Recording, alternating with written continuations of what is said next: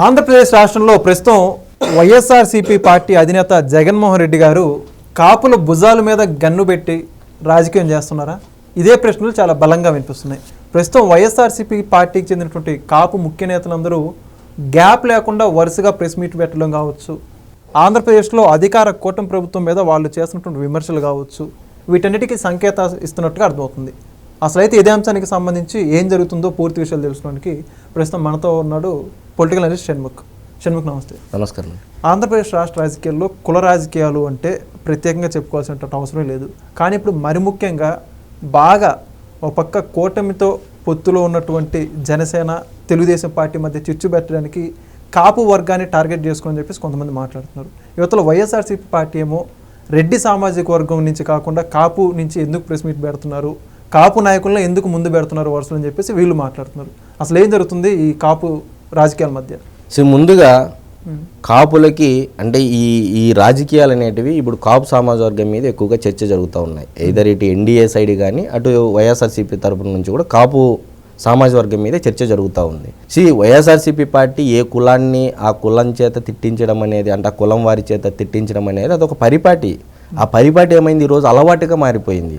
ఈరోజు ఎక్కడ రెడ్డి సమాజ వర్గానికి సంబంధించినటువంటి నాయకులు ఎక్కడ మీడియా ముందు కనపడట్లేదు. ఒకరో ఇద్దరో ముగ్గురో ఉన్నారు తప్ప ఎక్కడ కనపడట్లేదు.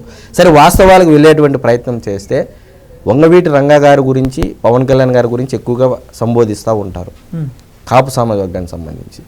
ఈరోజు రంగా గారి భార్య ఎవరండి, ఏ కులస్తురాలండి? కమ్మ కులస్తురాలు. అంటే ఆల్మోస్ట్ ఆల్ వారి కుటుంబ సభ్యులు కూడా కమ్మ కులానికి, ఆయన కాపు ఈయన కమ్మ. సరే, మరి క్యాస్ట్ పోలరైజేషన్ అక్కడ కనపరాలేదు. సరే, రెండు రంగా గారి తరపున వాదించినటువంటి లాయర్ ఎవరండి? నాదెండ్ల భాస్కర్ రావు గారు. ఎవరండి ఆయన? కమ్మ సమాజ వర్గం.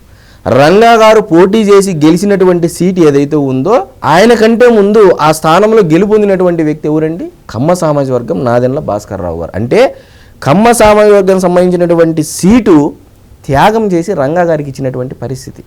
సరే, రంగా గారి అంటే మురళి గారు మర్డర్ అయ్యాక రంగా గారు నెహ్రూ గారి గొడవల్లో కాంప్రమైజ్ చేసినటువంటి వ్యక్తి ఎవరండి? కర్ణాటి రామ్మోహన్ రావు గారు. ఏ సామాజిక వర్గం అండి? కమ్మ సామాజిక వర్గానికి సంబంధించినటువంటి వ్యక్తి. ఇకపోతే రంగా గారి మర్డర్ తర్వాత ఎవరు లాభపడిండేదండి? కమ్మలు అంటే కమ్మలు లాభపడ్డారా, లేకపోతే కాపులు బాగుపడ్డారా, లాభపడ్డారా? ఎవరు బాగుపడ్డారు? ఇక్కడ పాయింట్ ఒకటే, రంగా గారి మర్డర్ తర్వాత ఎవరు లాభపడ్డారు రాజకీయంగాను, ఆర్థికంగా, సామాజికంగా అనేది ఒక్క పాయింట్ నిశ్చితంగా గమనిస్తే ఈరోజు కమ్మలు కాపుల మధ్య వైషమ్యాలు, విద్వేషాలు, ద్వేషాలు ఏవి ఉండవనేది నేను వాస్తవాలు ప్రజల ముందు ఉంచేటువంటి ప్రయత్నం చేశాను. ఈరోజు రెడ్డి సామాజిక సంబంధించినటువంటి వ్యక్తులు, పెద్దిరెడ్డి రామచంద్రారెడ్డి గారు మీడియా ముందుకు రావట్లేదు, మిథున్ రెడ్డి గారు మీడియా ముందుకు రావట్లేదు. ఇకపోతే ఉమ్మడి అనంతపురం జిల్లాలో ఏదో నియోజకవర్గాల కాన్స్టిట్యున్సీ పరంగా మాట్లాడుకుంటున్నారు తప్ప ఎక్కడ మాట్లాడట్లేదు. గుంటూరు జిల్లాలో మాట్లాడట్లేదు. కాసు మహేష్ రెడ్డి గారు కానీ, లేకపోతే పిన్నెల రామకృష్ణారెడ్డి గారు కానీ, ఎవరైనా సరే ఎవరైనా మాట్లాడుతున్నారా? ద్వారకానాథ్ రెడ్డి గారు ఎవరైనా మాట్లాడుతున్నారా? ద్వారంపూడి చంద్రశేఖర్ రెడ్డి గారు మాట్లాడుతున్నారా? కనపడుతున్నారు ఈ మధ్యకాలంలో? ఇక్కడ బలవుతున్నది కాపులే అని మరొక్కసారి కాపుల్లో చైతన్యం రావాలని అని చెప్పేసి నేను మనస్ఫూర్తిగా కోరుకుంటా ఉన్నా. ఇన్నాళ్ళు మీరు చైతన్యం ఒక్క కన్సాలిడేటెడ్గా మారి మీ యొక్క ఉనికిని నిరూపించుకునేటువంటి సమయం ఆసన్నమైంది.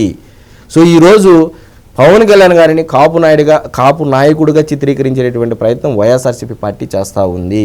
ఈరోజు ఆయన కులాలకు అతీతంగా 21 సీట్లలో పోటీ చేస్తే అన్ని కులాలు ఓటేస్తే ఆయన 100% స్ట్రైక్ రేట్తో గెలుపొందడం జరిగింది.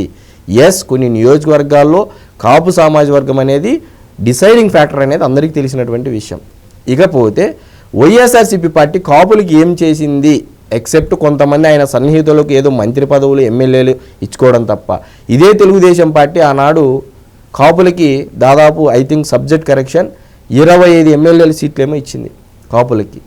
ఇకపోతే కాపు సామాజిక వర్గాన్ని మొదటి నుంచి ఎంకరేజ్ చేసిండేది నందమూరి తారక రామారావు గారి దగ్గర నుంచి మొదలైంది అనేది అందరికీ తెలిసినటువంటి విషయం. తెలుగుదేశం పార్టీ వెనకలు ఉన్నది బీసీలు, కాపులు అనేది జగమెరిగినటువంటి సత్యం.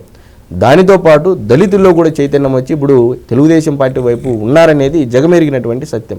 సో నేను చెప్పేది ఏంటంటే, రాయలసీమలో కాపులకి ఏ విధంగా అన్యాయం చేసింది వైఎస్ఆర్సీపీ పార్టీ అనేది ఒక ప్రజల ముందుంచేటువంటి ప్రయత్నం చేద్దాం. రాయలసీమలో బలిజ సామాజిక వర్గం అనేది చాలా నియోజకవర్గాల్లో డిసైడింగ్ ఫ్యాక్టర్, ఎక్కువ జనాభా ఉన్నటువంటి సామాజిక వర్గం. చాలా దాదాపు నాకు తెలిసి ఉన్నటువంటి 52 నియోజకవర్గాల్లో 14 నుంచి 15% బలిజ సామాజిక వర్గం ఉంది. మరి ఇంతకుముందు తిరుపతి ఎమ్మెల్యేగా ఉన్నటువంటి ఆర్ఎస్ శ్రీనివాస గారి టికెట్ తీసేసి ఇప్పుడు రెడ్డికి ఎందుకు ఇచ్చారు జగన్మోహన్ రెడ్డి గారు అనేది ఒక్కసారి కాపు సామాజిక వర్గంలో ఉన్నటువంటి బలిజలు కూడా ఆలోచన చేయాలని చెప్పేసి నేను కోరుతా ఉన్నా. ఈరోజు ఉన్నటువంటి ఒక ఎమ్మెల్యే సీటును జగన్మోహన్ రెడ్డి గారు బలిజ సామాజిక వర్గానికి ఉన్నటువంటి ఒక ఎమ్మెల్యే సీటును ఈరోజు ఆయన ఎత్తేసి రెడ్డి సామాజిక వర్గానికి ఇచ్చారు. ఇది గుర్తించాలి బలిజ సామాజిక వర్గం అని చెప్పేసి కూడా నేను కోరుతా ఉన్నా. సో ఈ మొత్తం ఎపిసోడ్లో ఎవరిని బలిపశువులు ఎవరు చేస్తున్నారనేది మీరు గమనించాలి అని చెప్పేసి కాపు సామాజిక వర్గం ప్రజలను నేను కోరుతా ఉన్నా. నేను ఇక్కడ ఏ కులాన్ని విమర్శించట్లేదు. ఉన్నటువంటి వాస్తవాలను ఎవరు ఏ విధంగా కాపుల్ని వాడుకుంటున్నారు, ఏ విధంగా బాగుపెడుతున్నారు అనేది మీ ముందు ఉంచేటువంటి ప్రయత్నం చేశాం. Okay, thank you. నమస్కారం.